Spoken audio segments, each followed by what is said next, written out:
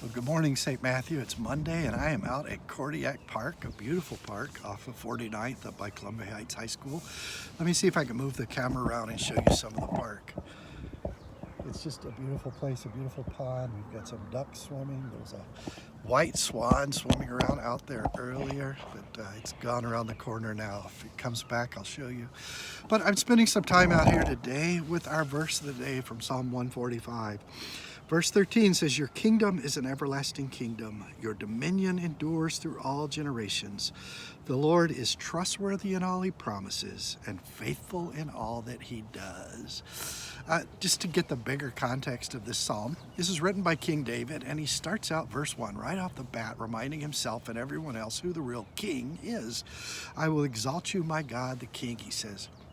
And then he goes on talking about God's goodness that no one can fathom, God's goodness that you can't put a limit on. And he talks about God's power and God's acts and God's righteousness and God's grace and God's compassion, all as part of his goodness.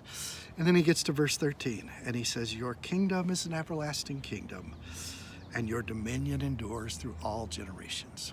Let's stop right there before I read the second half of the verse and just think about that a minute. Your kingdom is an everlasting kingdom. We are so right now focused on the temporary. And it's good that we are, but you know, the COVID-19 coronavirus is temporary. And we've made a bunch of temporary changes to our lives, and it's good that we do as citizens and as Christians.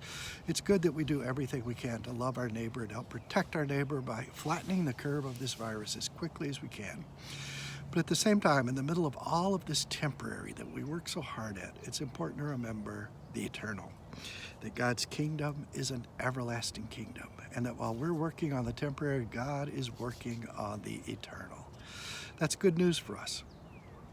And then David goes on to say in the second half of the verse, "The Lord is trustworthy in all that he promises and faithful in all that he does." Let's go back to Easter morning for a minute. Mary Magdalene out there in the garden where the borrowed tomb of Jesus is.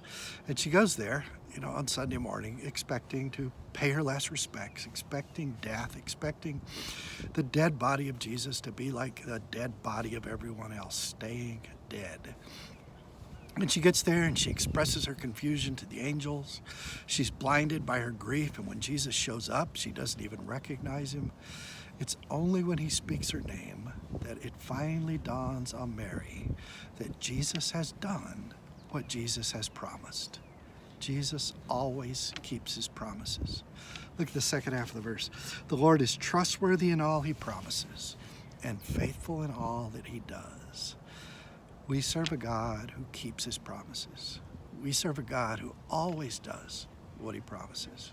And that's our good news.